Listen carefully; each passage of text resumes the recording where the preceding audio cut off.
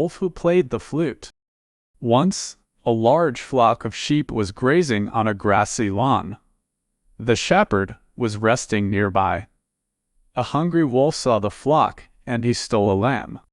The lamb tried hard to get away, but it could not.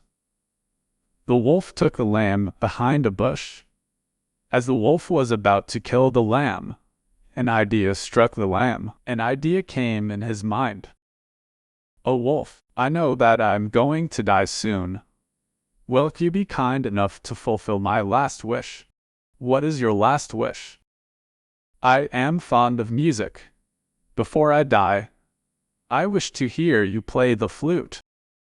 The wolf found no harm in this and played the flute. When the wolf stopped, the lamb said, "Oh, what beautiful music! Will you play a bit louder, please? You played it so well." The wolf was pleased by the praise and started to play louder.